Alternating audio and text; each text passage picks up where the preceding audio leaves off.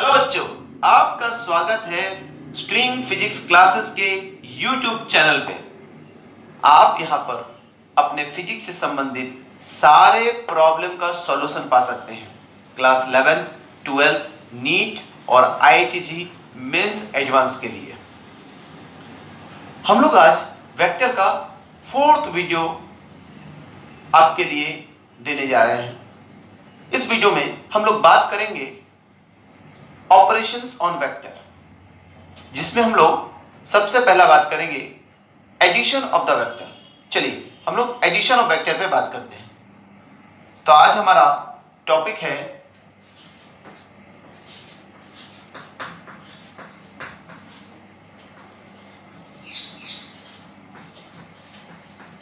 Addition of vectors. Vector addition vector algebra के law को follow करता है, ना कि ऑर्डिनरी अलजेब्रा के लॉ को। तो वेक्टर अलजेब्रा में जो वेक्टर एडिशन का लॉ है, 3 प्रकार के लॉ है। आप लोग थ्योरी भी लिखेंगे।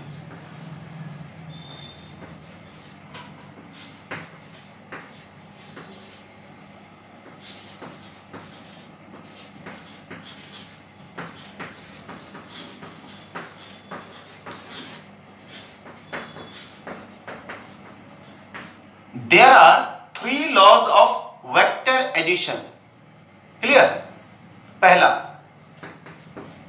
triangle law of vector addition.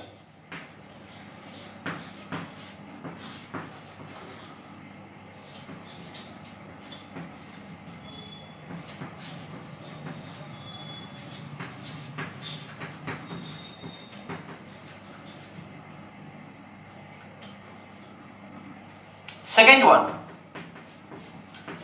polygon law of vector addition.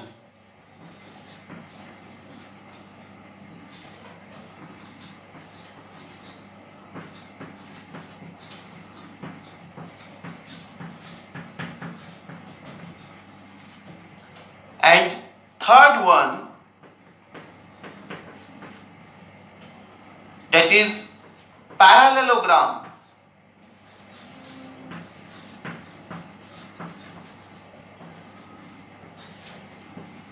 Law of vector addition.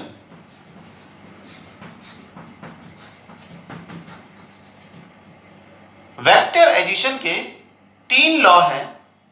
First one is triangle law of vector addition, second is polygon law of vector addition, and third one is parallelogram law of vector addition.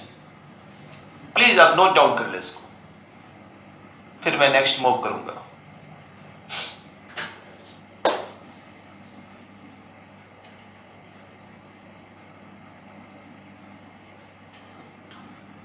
आप लोग video को pause करके भी इसको लिख सकते हैं। चलिए मैं अब नेक्स्ट आगे triangle law of vector addition को इलैबोरेट करता हूं, यानी triangle law of vector addition क्या है इसके बारे में बात करता हूं।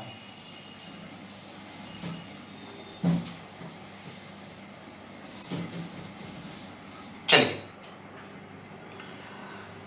हमारा जो फर्स्ट टॉपिक है इसमें triangle law of vector addition.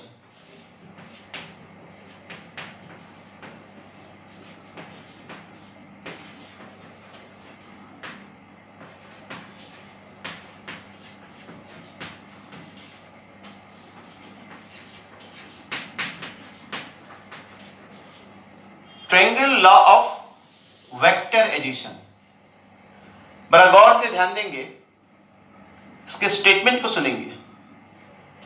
अगर आपके पास कोई 2 वेक्टर हो, अगर आपके पास कोई 2 वेक्टर इस तरह से हो कि एक वेक्टर एंड करे और दूसरा स्टार्ट हो,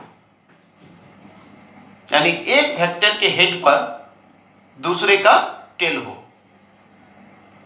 तो अगर हम इसे ट्रायंगल बनाएंगे और उस ट्रायंगल का जो थर्ड साइड होगा, और अगर वह इस सीक्वेंस को ब्रेक करेगा तो वह इन दोनों वेक्टर का रिजल्टेंट कहलाएगा।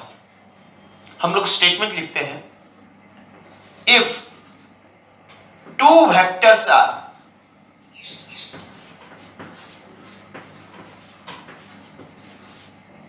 represented by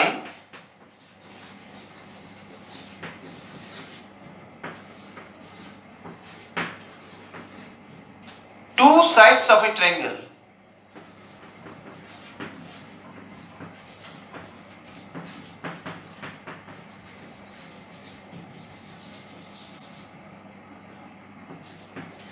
taken in order, ये बहुत इंपॉर्टेंट चीज है, टेकन इन ऑर्डर, यानी ये ध्यान रखना है कि दो वेक्टर जो है ऑर्डर में हो, यानी एक वेक्टर खत्म हुआ हो उसके बाद दूसरा वेक्टर स्टार्ट हो रहा हो, यानी वेक्टर सीक्वेंस में हो।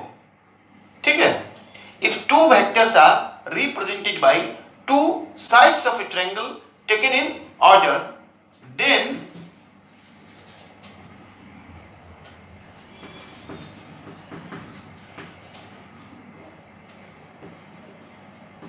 third side of the triangle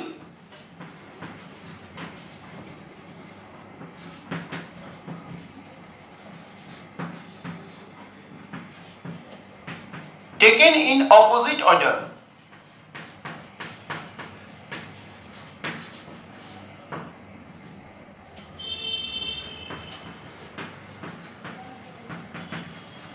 will represent, जब कोई दो वेक्टर किसी ट्रायंगल के दो साइड को बताए, जब कोई दो वेक्टर किसी ट्रायंगल के दो साइड को बताए लेकिन ऑर्डर में, तो उस ट्रायंगल का जो तीसरा साइड होगा, तो उस ट्रायंगल का जो तीसरा साइड होगा जो उस ऑर्डर को ब्रेक करेगा, वह उन दोनों वेक्टर का सम कहलाएगा। If two vectors are represented by two sides of a triangle taken in order, then third side of the triangle taken in opposite order will represent resultant or sum of the given vectors. इसको note down कर लीजिए आप, अभी मैं इसको और समझाऊंगा। यानी कोई दो वेक्टर इस प्रकार से हो कि वह किसी ट्रायंगल के दो साइड को रिप्रेजेंट करे, लेकिन ध्यान दे ऑर्डर में, यानी सीक्वेंस में।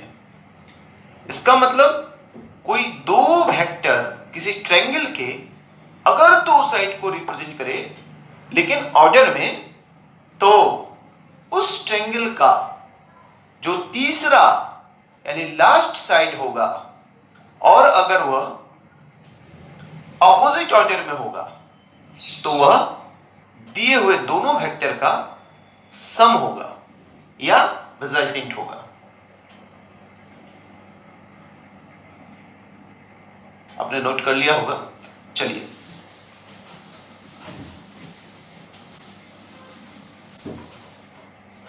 मैं अब आपको इस बात को ट्रेस करके बताता हूं।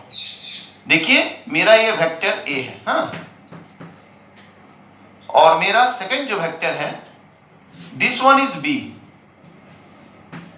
ठीक है, ये दोनों ध्यान दीजिएगा, ये वेक्टर खत्म हुआ तो दूसरा शुरू हुआ, यानी सीक्वेंस में है, तो इस हिसाब से सीक्वेंस होना चाहिए था, ये ऐसे जाना चाहिए था। लेकिन अगर मैं इस थर्ड साइड को उल्टा ले लूं,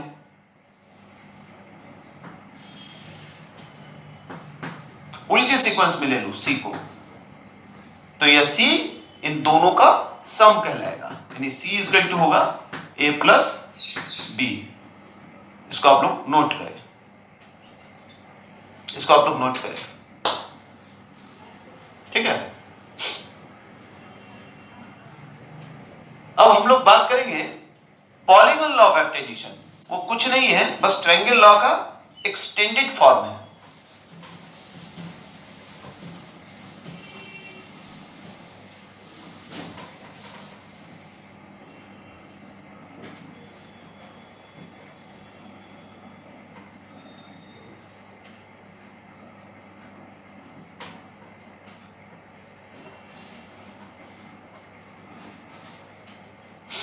चलिए, अब हम लोग बात कर रहे हैं पॉलीगन लॉ ऑफ वेक्टराइजेशन पे।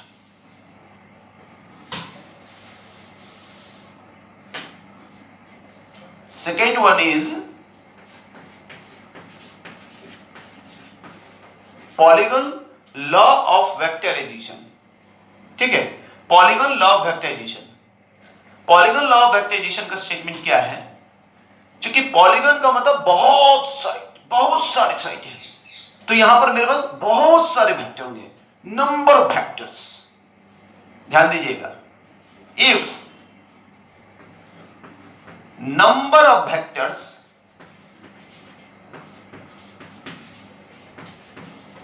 Are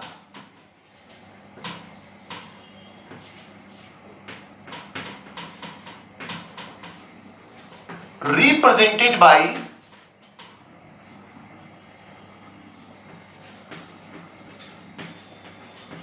number of sides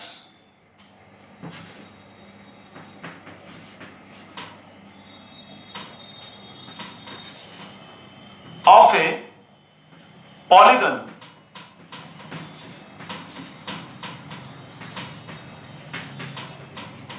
taken in order,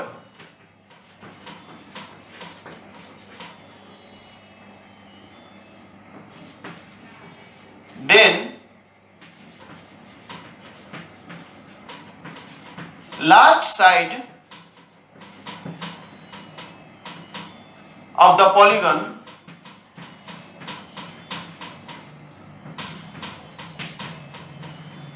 taken in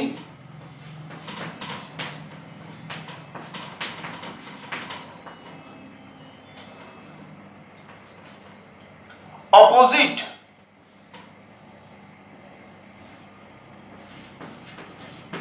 order will represent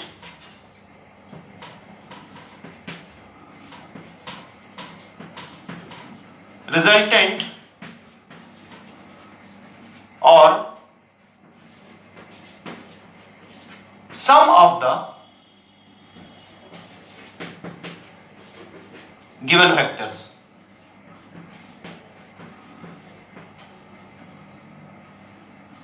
आप इसको नोट डाउन करें।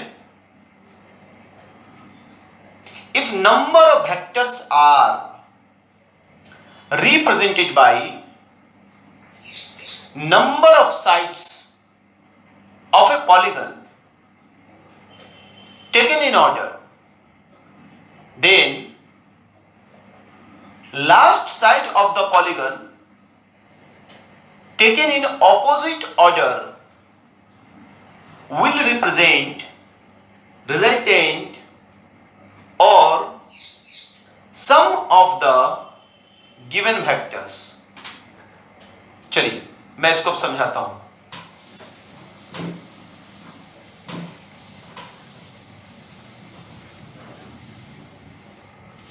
इसका मतलब यह हुआ, अगर आपके पास बहुत सारे वेक्टर हैं लेकिन सारे ऑर्डर में हैं। ध्यान दीजिएगा, एक वेक्टर मैंने ये लिया, दूसरा वेक्टर मैंने ये लिया,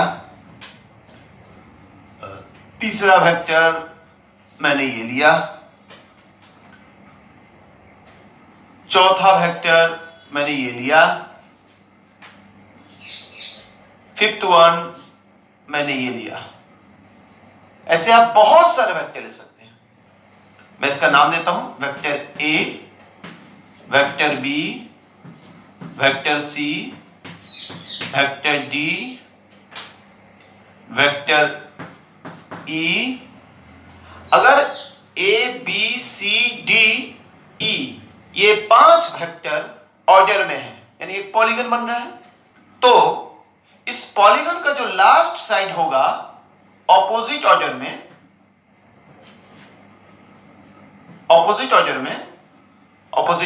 ध्यान दीजिएगा, वह इन पांचों का सम कहलाएगा। मैं इसको लिख देता हूं f। f इसके टू होना चाहिए a plus b plus c plus d plus e। Clear? ये एक तरह से ट्रायंगल लॉ का ही एक्सटेंडेड फॉर्म, नोट डाउन कर लीजिए आप। अब हम लोग बहुत ही इंपॉर्टेंट लॉ पर आएंगे जिसका नाम है पैरेललोग्राम लॉ ऑफ एक्टिविटी, जिस पर कुछ न्यूमेरिकल भी करेंगे।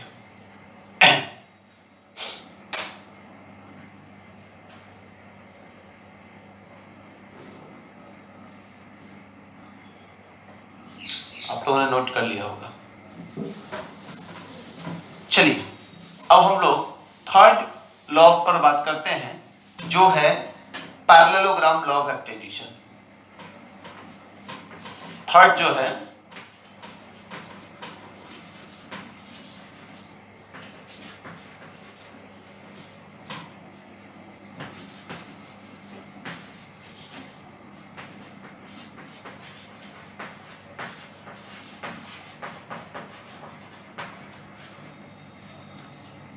Parallelogram law of vector addition, यानी वेक्टर एडिशन के पैरेललोग्राम लॉ क्या है। थोड़ा सा ये उन लोगों से अलग है, ध्यान दीजिएगा। इसका स्टेटमेंट पहले मैं लिख देता हूं जिसको आप नोट करें, क्योंकि जो बच्चे क्लास 11th में हैं उनके लिए थ्योरी बहुत इंपॉर्टेंट है, तो पहले वो नोट करें, उसके बाद मैं समझाता हूं। If two co-initial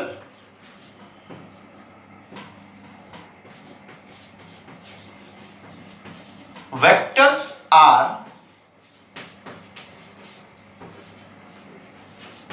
represented by two adjacent sides of a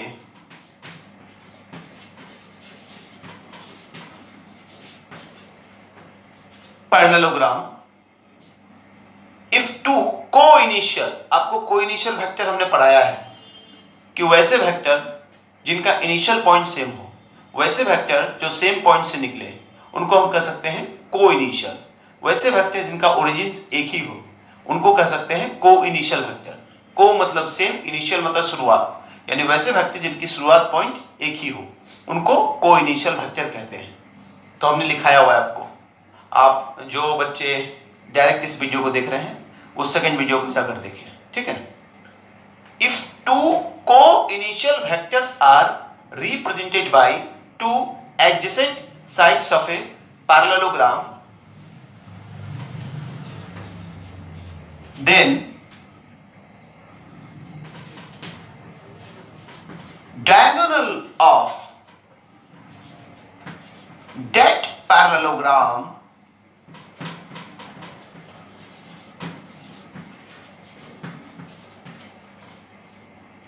drawn from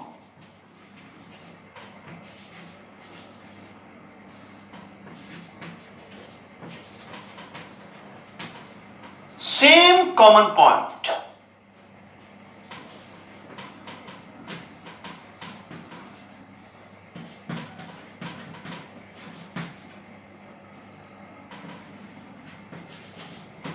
will represent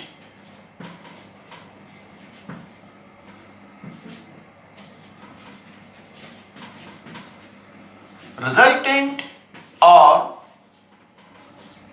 sum of the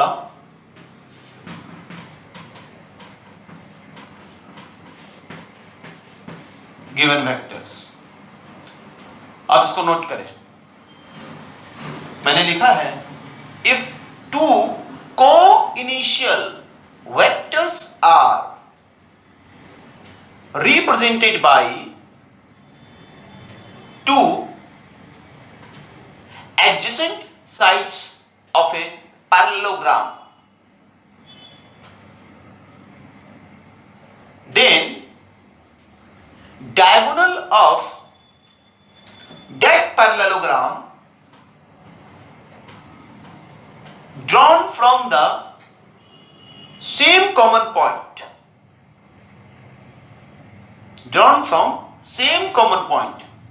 will represent resultant or sum of the given vectors. बच्चों, थ्योरी इज वेरी इंपॉर्टेंट, आप इसको note down करें, फिर मैं trace करता हूं। Because मैं समझता हूं mathematics plus logic is known as physics. कुछ बच्चे न्यूमेरिकल बनाने की होड़ में थ्योरी को अंडरएस्टिमेट करके चलते हैं, उनको एडवांस लेवल के प्रॉब्लम में वो अटक जाते हैं। इसलिए मैं आप लोगों से दरख्वास्त करूंगा, कृपया कर आप लोग थ्योरी को भी उतना ही इंपॉर्टेंस से पढ़ें। और आप सब लोगों को मैंने एक अच्छी किताब बताई है, रस्निक, हेलिजे एंड वॉकर, बहुत अच्छी किताब है, आप उस किताब से थ्योरी को पढ़ें। चलिए, आप नोट कर चुके होंगे, मैं इसको ट्रेस करता हूं।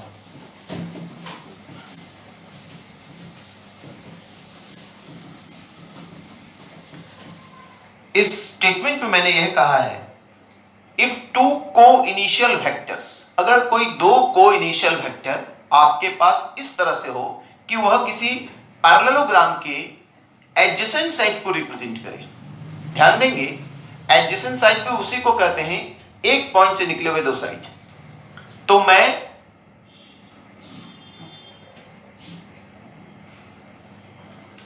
एक पैरेललोग्राम के एडजेसेंट साइड्स को बनाता हूं। हाँ,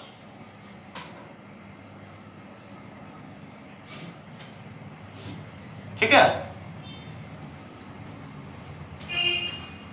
देखिए, मैंने दो वेक्टर लिया, ये को इनिशियल है क्योंकि इसका स्टार्टिंग पॉइंट सेम है। इसका नाम दिया वेक्टर ए, इसका नाम दिया वेक्टर बी, और ये दोनों सेम स्टार्टिंग पॉइंट से निकल रहे हैं। तो अगर मैं इनको पैरेललोग्राम बनाऊं तो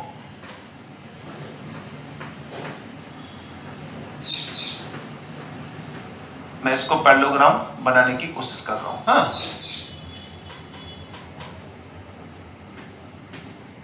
चलिए, मैं अगर इसको पैरेललोग्राम बनाऊं तो ये डॉट डॉट करके मैंने लगा दिया। तो इस पैरेललोग्राम का जो डायगोनल होगा, डायगोनल तो इधर से भी हो सकता है, इधर से भी हो सकता है, लेकिन उसी कॉमन पॉइंट से जिससे दो वेक्टर निकले हैं या एसोसिएटेड हैं, तो मैं ये डायगोनल बना दिया। ये डायगोनल इन दोनों का रिजल्टेंट रिप्रेजेंट करेगा या रिजल्टेंट होगा। इसका अगर मैं नाम देता हूं वेक्टर आर, तो ये vector R should be equal to vector A plus vector B. ये आर होना चाहिए ए प्लस बी। अब मैं इन दोनों वेक्टर के बीच कोई एंगल मान लेता हूं थीटा। ठीक है, गौर से आप देखेंगे। और मैं इस आर को फाइंड आउट करना चाहता हूं, तो मैं एक परपेंडिकुलर यहां से ड्रॉ करता हूं, जिसको इस लाइन को आगे बढ़ा के मिला देता हूं। ये परपेंडिकुलर है इसलिए ये 90 डिग्री है। और आप पैरेललोग्राम के प्रॉपर्टी को जानते हैं, ये आमने सामने की जो साइड है ये इक्वल भी होते हैं और पैरेलल भी होते हैं। तो पैरेलल होने का मतलब ये हुआ, अगर ये एंगल थीटा है तो ये भी एंगल थीटा होगा। क्लियर? चलिए, अब मैं नेमिंग कर देता हूं इस पॉइंट को P, इस पॉइंट को Q, इस पॉइंट को L, व्हाटएवर आप कुछ भी नेमिंग कर सकते हैं। इस पॉइंट को N। अब मुझे वेक्टर R को निकालना है, तो वेक्टर के पास दो चीज होते हैं, मैग्नीट्यूड एंड डायरेक्शन। यानी हमें दोनों चीज निकालना पड़ेगा, मैग्नीट्यूड भी निकालना पड़ेगा, डायरेक्शन भी निकालना पड़ेगा। ठीक है, तो अब मैं कुछ क्वांटिटीज को लिख लेता हूं। हाँ, देखिए, OP जो एक वेक्टर है वो वेक्टर A है। Let vector OP is equal to, ठीक है, अच्छा इसका भी डायरेक्शन इस तरफ हो जाएगा क्योंकि पैरेललोग्राम है, इसका भी डायरेक्शन इस तरफ हो जाएगा बी की तरफ। ये ए है तो ये भी वेक्टर ए, ये बी है तो ये भी वेक्टर बी। क्लियर? ध्यान दीजिएगा, let vector OP vector Q L, L को मैं सही से लिख देता हूं, Q L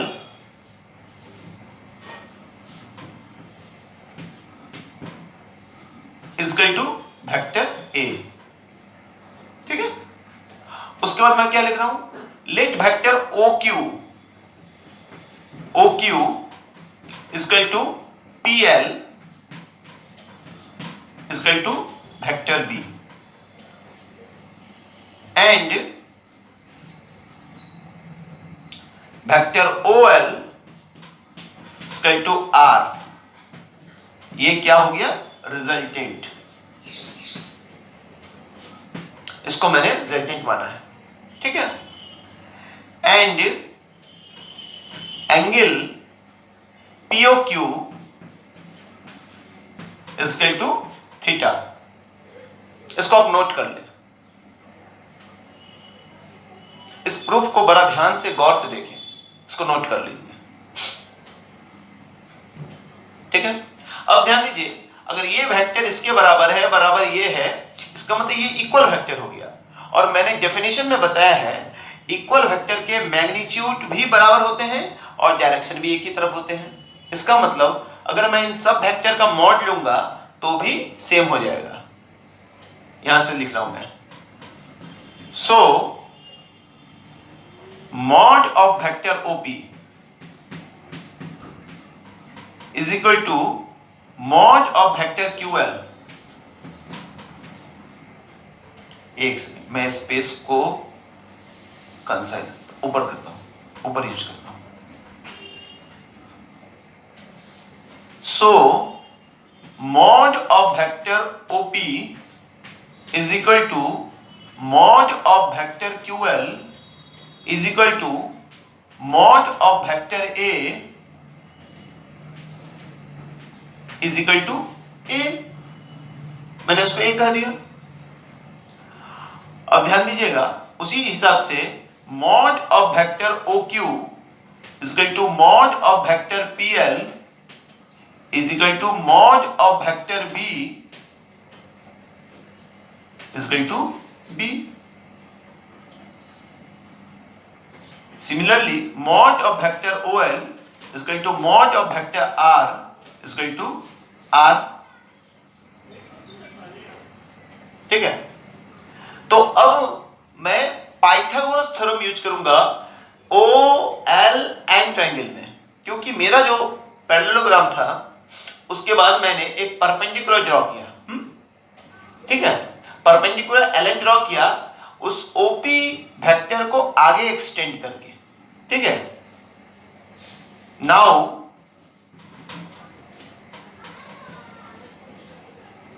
V draw a perpendicular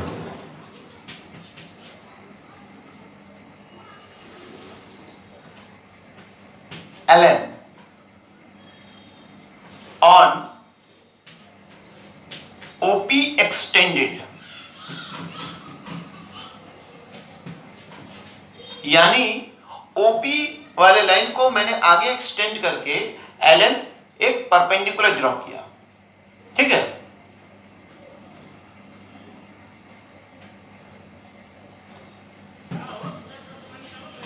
such that angle NPL is equal to theta। मैं इधर की चीजों को मिटाता हूं, आप लोग इसको इधर वाले को नोट करें।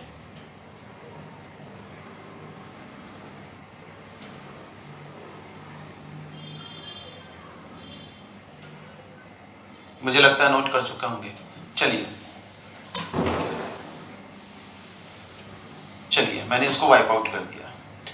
अब ध्यान दीजिए, तो now using Pythagoras theorem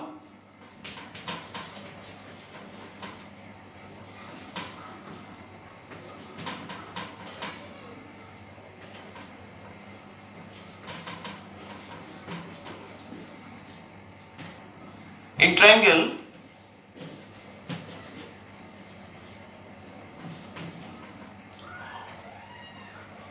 OLN ONL, ठीक है, we have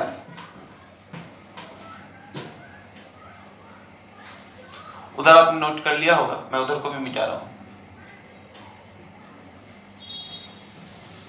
चलिए अब मैं पाइथागोरस थ्योरम यूज कर रहा हूं ONL ट्रायंगल में। मुझे क्या मिलेगा, OL square is equal to ON square plus LN square, ठीक है। We have OL square is equal to ON square plus LN square,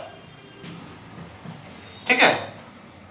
अब ध्यान देंगे आप, ON क्या है, OP प्लस PN। हमें OP का मैग्नीट्यूड पता है, PN का मैग्नीट्यूड नहीं पता है, लेकिन आप जानते हैं वेक्टर रेजोल्यूशन। तो वेक्टर रेजोल्यूशन में हम क्या कर सकते हैं, इस वेक्टर B को PN की तरफ रिजॉल्व कर दे। अगर इस वेक्टर B को PN की तरफ रिजॉल्व कर दे तो हमको B का PN के अलग कंपोनेंट मिल जाएगा जो PN का लेंथ होगा। क्लियर? तो हम लोग क्या करेंगे, वेक्टर B को PN की तरफ रिजॉल्व करेंगे तो मुझे मिलेगा B cos थीटा।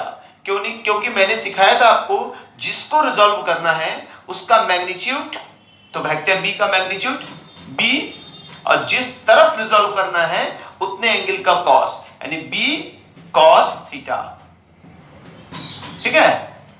और इधर से 90 माइनस थीटा फॉर्म कर रहा है, इसलिए B sin थीटा, तो इधर हो गया B sin थीटा, ये कंपोनेंट। अब ध्यान दीजिए, ON इज इक्वल टू क्या हो गया, OP plus PN, OP plus PN का square plus LN square. Clear? अब ध्यान देंगे आप, OP is equal to A, PN is equal to हमने निकाल लिया B cos थीटा, और LN इज इक्वल टू में हमने निकाला है B sin थीटा का स्क्वायर। अब मैं कुछ नहीं, A प्लस B का होल स्क्वायर को यूज करूंगा। हाँ, मैं इन सबको मिटा दूं इधर। चलिए अब इधर से मैं लिखता हूं, मैं OL square is equal to A square plus B square cos square theta plus 2AB cos theta, इधर हो गया plus B square sine square theta. अब ध्यान दिया, यहां पर आपके पास है B square cos square theta, यहां आपके पास है B square sine square theta. अगर मैं दोनों से B स्क्वायर को कॉमन ले लूं तो मेरे पास बचेगा A square plus B square sine square theta plus cos square theta plus 2AB cos theta, OL square is equal to. अब ध्यान देंगे आप, OL square is equal to, आप सब और करके लिखते जाए, ठीक है। A square plus B square sine square theta plus cos square theta 1 होता है, आप क्लास 10 में पढ़े होंगे, तो मैं 1 हो गया वो 2AB cos थीटा। अब ध्यान दीजिए, अगर मैं दोनों तरफ स्क्वायर रूट ले लेता हूं तो OL मिल जाएगा। नाउ टेकिंग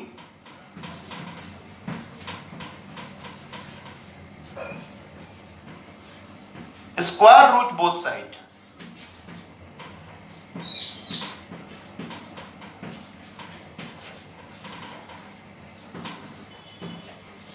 वी हैव, आप इसको नोट करें, फिर मैं इसको मिटाऊंगा, ये बहुत इंपॉर्टेंट टॉपिक है।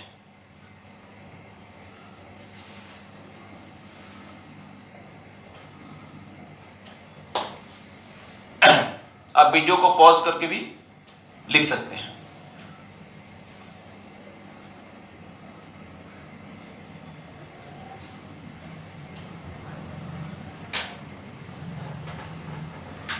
चलिए,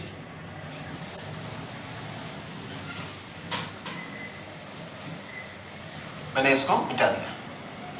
अब ध्यान देंगे आप, दोनों तरफ अगर मैं स्क्वायर रूट ले लेता हूं तो OL इक्वल टू क्या हो जाएगा, OL equal to root under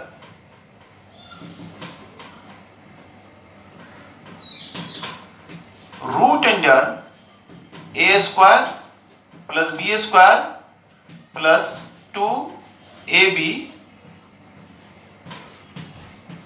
cos theta.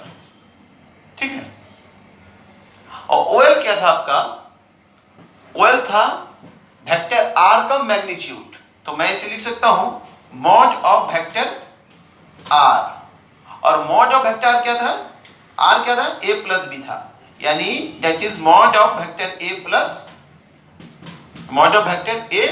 Vector B। तो ये आपके पास आ गया root under A square plus B square plus 2AB cos theta. ये आपके रिजल्टेंट का मैग्नीट्यूड आ गया, वैल्यू आ गया। अब डायरेक्शन निकालेंगे हम लोग, पहले इसको नोट डाउन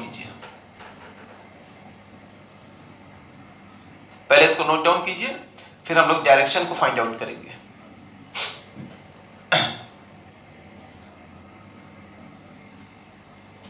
वीडियो में विजिबिलिटी कोई भी प्रॉब्लम हो तो आप जरूर कमेंट बॉक्स में लिखेंगे, तभी मैं समझ पाऊंगा आपको क्या प्रॉब्लम हो रहा है।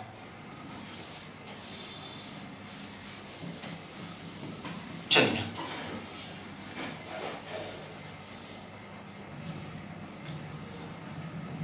अब ये रिजल्टेंट हो गया। अब हम लोग कुछ केसेस देखेंगे यहां पर, रिजल्टेंट कब मैक्सिमम हो सकता है, कब मिनिमम हो सकता है। ठीक है, तो पहले हम लोग एंगल निकाल लेते हैं। हम लोगों ने ये क्या निकाला, रिजल्टेंट का मैग्नीट्यूड निकाला। मैं मानता हूं ये वेक्टर R वेक्टर A से अल्फा एंगल बना रहा है, और ये वेक्टर B से बीटा, वेक्टर B से बीटा एंगल, ये बीटा एंगल है, और वेक्टर A से अल्फा एंगल बना रहा है। अब मुझे इस अल्फा को फाइंड आउट करना है और बीटा को। ठीक है, आप हर बार फाइंड आउट नहीं करेंगे, आप कुछ बातों को याद भी रखेंगे, एल्गोरिदम बेस्ड फॉर्मूला को ऑब्जर्व करने की कोशिश कीजिए, कुछ आपको याद रखना है, क्योंकि आप प्रॉब्लम में डायरेक्ट एप्लीकेशन करेंगे। अब ध्यान दीजिए, अगर मैं tan अल्फा निकालता हूं, tan अल्फा, बड़ा गौर से देखिएगा, tan अल्फा, तो अल्फा क्या है, वेक्टर R ने यानी रिजल्टेंट ने एंगल बनाया वेक्टर A से, तो tan अल्फा अगर निकालेंगे हम तो मेरे लिए P कौन सा हो जाएगा, ln, अब B क्या हो जाएगा, ON, ln बाई ON। ठीक है, अब ध्यान दीजिएगा, मैं नीचे लिख रहा हूं tan alpha equal to ln का मतलब हो गया B sin थीटा। ठीक है, तो मैं इसको स्टैंडर्ड फॉर्म में लिख रहा हूं, B मॉड ऑफ B लिखा मैंने, sin थीटा बाई ON जो है क्या होगा, OP प्लस PN। OP क्या है, A है, तो लिखिए mod of vector A plus वो क्या है, B cos थीटा है, PN। आप इसमें एक बात को ऑब्जर्व कीजिए, जब वेक्टर R का एंगल हम A से निकाल रहे थे तो हमें A ना आकर ऊपर B आया। ठीक है, देयर आफ्टर साइन थीटा। तो इसका मतलब यह हुआ कि अगर हम tan बीटा को अगर फाइंड आउट करेंगे, tan बीटा को अगर फाइंड आउट करेंगे तो tan बीटा कौन बना रहा है, आपका वेक्टर R बनाना है, यानी रिजल्टेंट बना रहा है। किससे बना रहा है, वेक्टर B से बना रहा है, तो वेक्टर B ना आकर A आएगा। अगर हम इसी सीक्वेंस को ऑब्जर्व करते हैं, A sine theta by B plus A cos theta. Clear? अब नोट डाउन करें, पहले, फिर हम लोग इस पर कुछ प्रॉब्लम देखेंगे।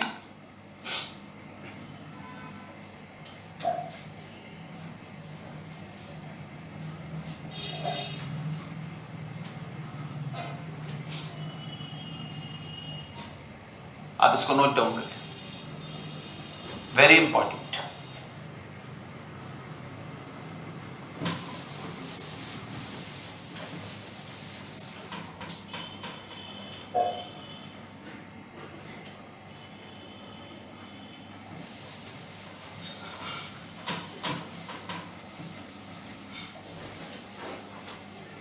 चलिए अब मैं दोनों रिजल्ट को यहां लिखता हूं, ठीक है। हमारे पास क्या मिला, रिजल्टेंट यानी आर का मैग्नीट्यूड मिला रूट अंडर एक से, इसको ए बी लिख दिए, vector A plus vector B. ये क्या मिला, अब इसको मैं वाइप आउट कर देता हूं इसको। ये रिजल्टेंट मुझे क्या मिला, रूट अंडर, और ऊपर ही लिखता हूं और अच्छा होगा। चलिए रिजल्टेंट का मैग्नीट्यूड मुझे क्या मिला, A plus B root under A square plus B square plus 2ab cos theta, ये मिला, और वो एंगल वो मिला।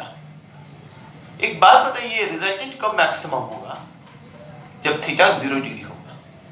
यानी मैं यहां से निकाल सकता हूं आर मैक्स के लिए कंडीशन, आर कब मैक्सिमम होगा, यानी ए प्लस बी कब मैक्सिमम होगा,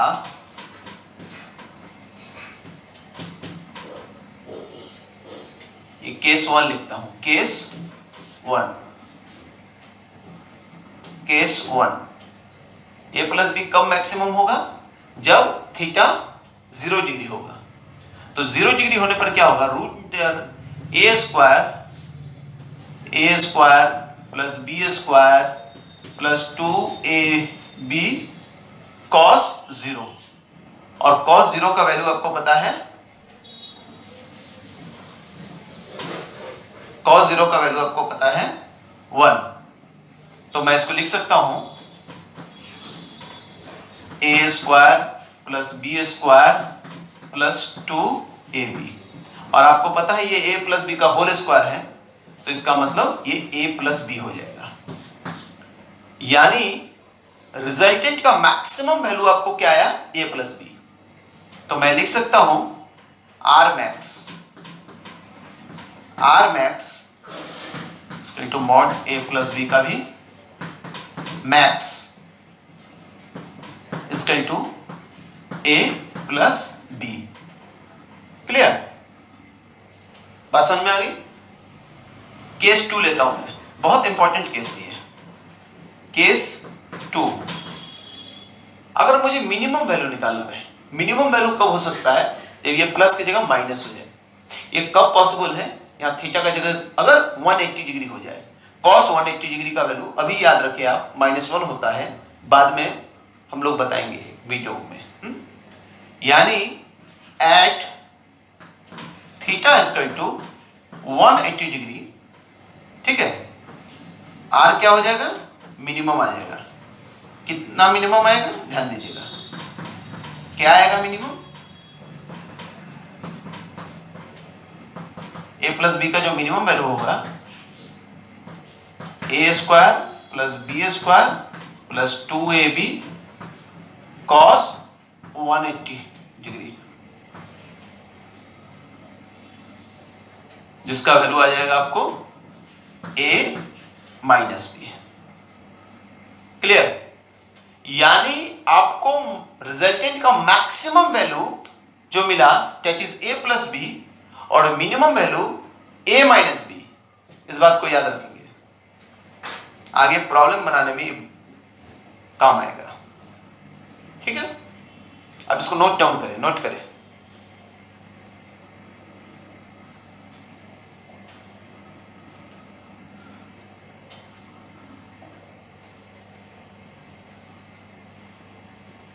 ठीक है, आप शायद नोट कर चुके होंगे।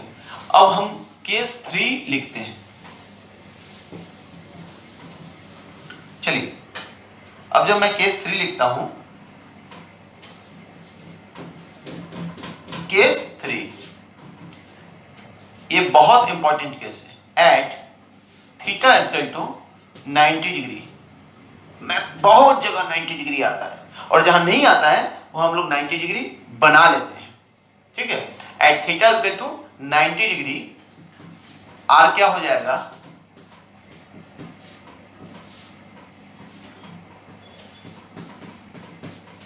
यानी ए प्लस बी जो आएगा, A square plus B square plus 2ab cos 90 degree. आपको पता है कॉस 90 डिग्री का वैल्यू होता है 0। तो ये क्या हो गया, रूट मीटर A square plus B square, यानी रिजल्टेंट का वैल्यू हो गया A square plus B square. Clear, यानी एट 90 डिग्री, यानी दो परपेंडिकुलर, इससे क्या पता चला, दो ए और बी एक दूसरे से 90 बना रहा है, यानी दो परपेंडिकुलर, इस तरह से दो परपेंडिकुलर वेक्टर्स का जो सम होगा वो दोनों, ध्यान देंगे, वेक्टर्स के स्क्वायर के सम का स्क्वायर रूट होगा। इसी तरह से अगर मुझे तीन परपेंडिकुलर वेक्टर मिल जाए और तीनों का सम निकालना हो तो A square plus B square plus C square, क्योंकि हर दो वेक्टर के बीच जो कॉस थीटा है वो 90 है। इस बात को याद रखेंगे, ये आगे हम लोग प्रॉब्लम में यूज करेंगे। क्लियर, ये बात आप जान गए। चलिए, अब इसको हम लोग एक दो प्रॉब्लम करते हैं। आप इसको पहले नोट करें, आप इसको पहले नोट करें, इसमें हम एक दो क्वेश्चन करेंगे। आज का वीडियो थोड़ा बड़ा हो गया, उसका रीजन ये है कि आज का टॉपिक बहुत बड़ा था और इस पर हमें कुछ क्वेश्चन करने थे। हमने इससे पहले जो वीडियोस किए तो उसमें न्यूमेरिकल्स नहीं थे, थ्योरेटिकल पोर्शन ज़्यादा था। कभी कभी फिजिक्स में ऐसा आएगा, थ्योरेटिकल पोर्शन ज़्यादा होगा।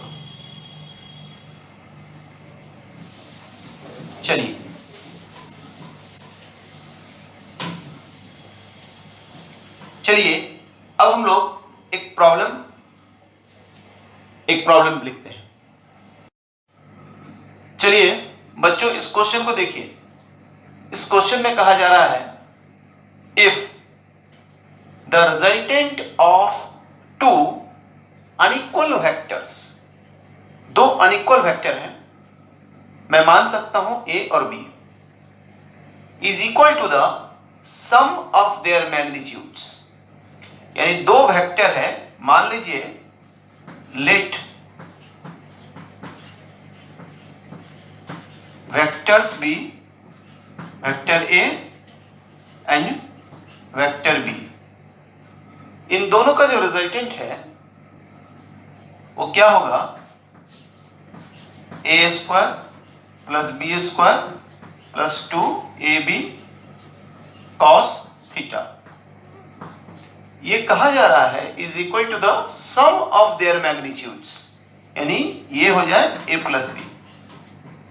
ये कब हो सकता है, उसके बाद कहा जा रहा है the angle between the vectors is 90 degree, 180 degree, 0 degree, none of this. हमने केस 1 में पढ़ाया आपको कि यह पॉसिबल तब है जब थीटा 0 डिग्री, क्योंकि अगर थीटा 0 डिग्री हो जाएगा तो ये ए प्लस बी होगा मैक्सिमम वैल्यू, यानी आंसर थीटा 0 डिग्री। ये आपका आंसर, ये डायरेक्ट आप आंसर कर लेना। इस तरह के क्वेश्चन नीट में भी पूछे जाते हैं। ठीक है, चलिए आप इसको नोट डाउन कर लें, फिर हम लोग नेक्स्ट क्वेश्चन करते हैं।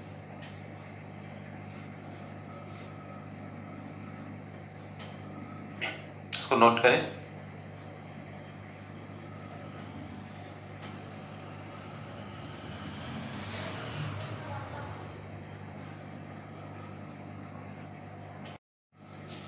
इस नेक्स्ट क्वेश्चन को देखिए अब आप, if vector a is equal to 2 and vector b is equal to 4, यानी दो वेक्टर का मैग्नीट्यूड दिया हुआ है आपको, and angle between them is 60 degree, then mod of vector a plus b is, यानी आपको रिजल्टेंट का मैग्नीट्यूड निकालना है। आपको पता है mod of vector a plus b, जैसा हमने बताया है अभी तुरंत फॉर्मूला में, क्या होगा, a square plus b square plus 2ab cos theta. अब ध्यान दीजिए, a का मैग्नीट्यूड है 2, यानी 2 स्क्वायर, b का मैग्नीट्यूड है 4, 4 स्क्वायर, 2 इंटू 4, थीटा है दोनों के बीच 60 डिग्री, कॉस 60 डिग्री का वैल्यू होगा 1/2, यानी ये हो गया 4 plus 16 plus 2 into 2 into 4 into 1/2, ये 1/2 2 से कैंसिल आउट, 16 4 20 और 4 2 ज़ा 8, 28 हो गया, 20 प्लस 8 28, यानी 20 रूट अंडर 28 को मैं लिख सकता हूं 2√7।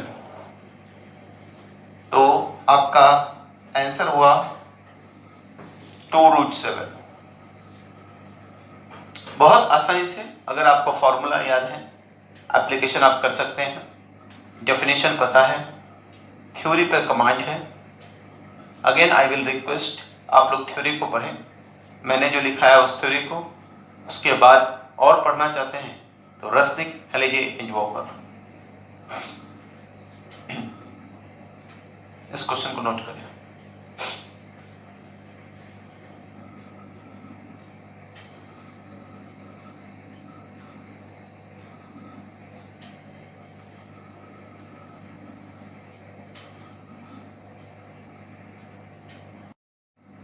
चलिए एक और प्रॉब्लम करते हैं।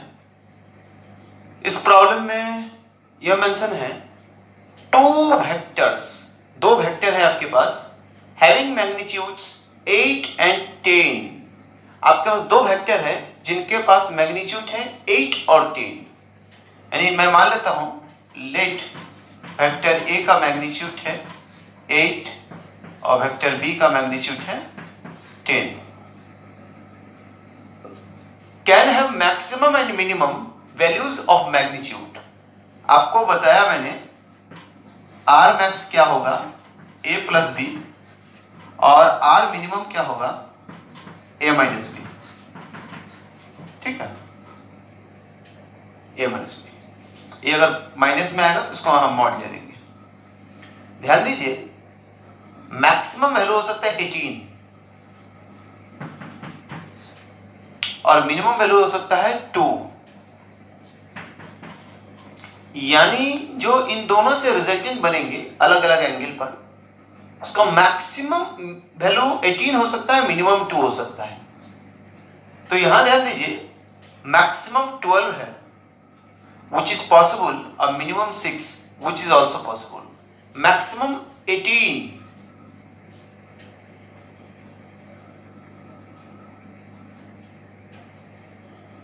Sorry maximum 12 is not possible, ये मैक्सिमम मिनिमम कहा जा रहा है। तो maximum is 18 and minimum is 2, ये आपका B answer is right, maximum and minimum, ठीक है। यानी आपका मैक्सिमम वैल्यू क्या है, 18, मिनिमम वैल्यू क्या है, 2। क्लियर? आप इसको बिना सॉल्व किए जाएंगे, क्योंकि आपको पता है 0 डिग्री पे मैक्सिमम होता है रिजल्टिंग और 180 डिग्री पे मिनिमम होता है, और मैक्सिमम वैल्यू ए प्लस बी होता है और मिनिमम वैल्यू ए माइनस बी होता है, जो मैंने थ्योरी में ही मेंशन किया है, ठीक है। ऐसे बहुत सारे हमने एंगल थ्योरी में मेंशन नहीं किया है, जो आप बनाकर देखेंगे, ठीक है, नोट डाउन करें।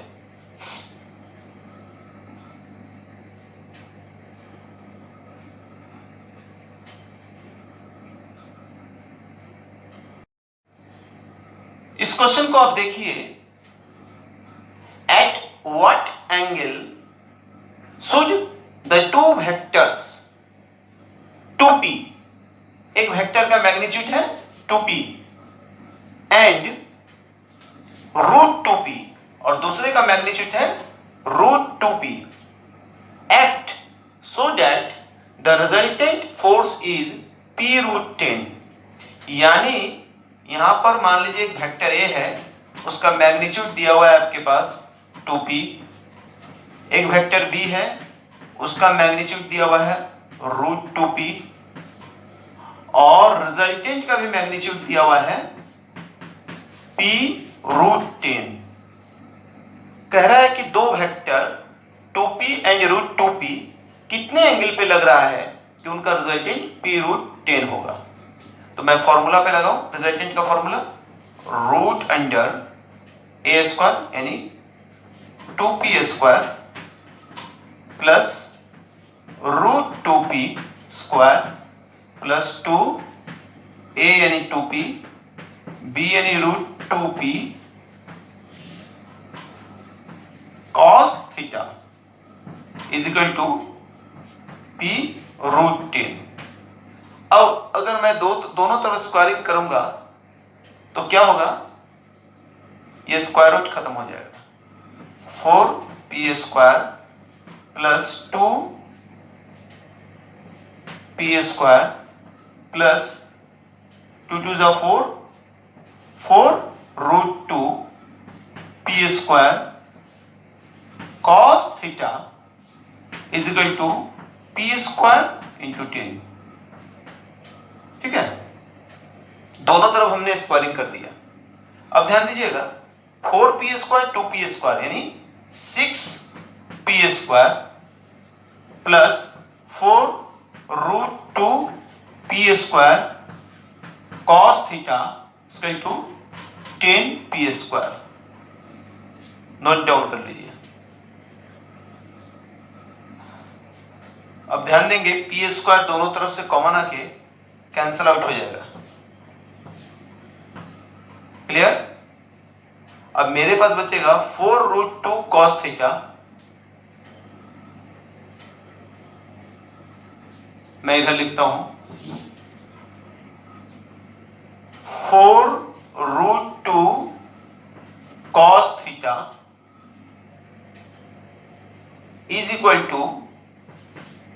टू ध्यान दीजिएगा, इधर 10 है, इधर 6 है, 10 माइनस 6 यानी इधर 4 होगा। सो cos थीटा इसका टू होगा 4/4√2, 4 कैंसिल आउट, 1/√2। और आपको पता है cos थीटा का वैल्यू 1/√2 कब होता है, 45 डिग्री पर। यानी cos theta equal to cos 45 degree. इसका मतलब थीटा इक्वल टू 45 डिग्री। तो आपका आंसर होगा ये ए। क्लियर? इस तरह के बहुत सारे प्रॉब्लम हो सकते हैं रिजल्टेंट पर जो आप सॉल्व कर सकते हैं पैरेललोग्राम लॉ ऑफ एक्टिवेशन पे। ये हम लोगों ने इलिस्ट्रेशन के लिए कुछ क्वेश्चंस बनवाए हैं। आप लोगों को प्लेलिस्ट में डेडिकेटेड वीडियो मिलेगा H.C. वर्मा सर की किताब से सॉल्व की हुई क्वेश्चन सब। उसमें वेक्टर चैप्टर से हम लोग क्वेश्चन सॉल्व करेंगे और वो कैसे प्रोसेस से कैसे सॉल्व किया हमने, वो वीडियो सब अपलोड होगा। आप लोग कृपया कर सारे वीडियो को इत्मीनान से शुरू से अंत तक देखें, स्किप ना करें, वरना समझने में प्रॉब्लम हो जाएगी। आप इसको नोट डाउन करें।